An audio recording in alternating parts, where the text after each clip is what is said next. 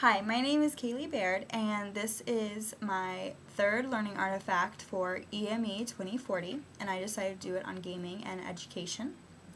Before doing the e-readings, I already knew about some of the educational video games from companies like Learning Leapfrog that help kids learn letters and numbers and reading, primarily for pre-K through about 3rd or 4th grade. And I also was familiar with the generic video games for Xbox and PlayStation and GameCube, such as Halo and Grand Theft Auto and all of those. And it wasn't until these e-readings that I really realized that video games can be a very useful tool and resource for the education field to use to its advantage. So I'm going to talk a little bit about that in this learning artifact.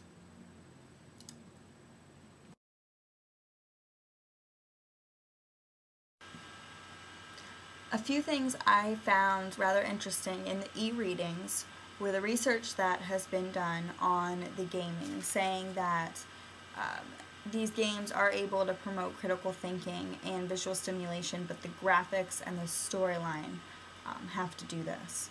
So the storyline has to be intricate enough for the player to have to think about why he or she are doing the tasks that they're doing.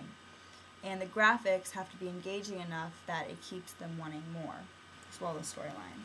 A term I found to be rather interesting while I was doing the e-reading was the game balance, meaning that the skill level required to advance in the game has to be comparable to the player's level. So it still has to challenge them and get a little harder, but you can't make it so incredibly hard that their working memory is overloaded.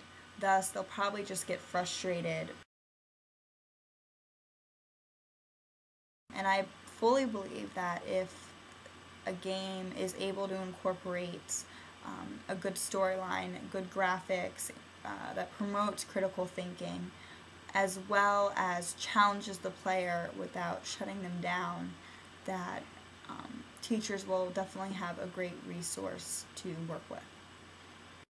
I think that if some video games eventually come out that do provide an educational value, kids should be allowed to use them, and they should be used in schools, but very sparingly and taken very seriously, and teachers need to be trained on how to incorporate these into the classroom. I don't feel that it's responsible teaching to sit kids down in front of the computer for 30 minutes and use these computer programs.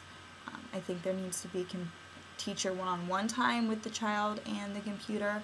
I think that it needs to be monitored, and I think that if kids are left to work on their computers, it should be in a group setting, not necessarily independent work, especially at a young age.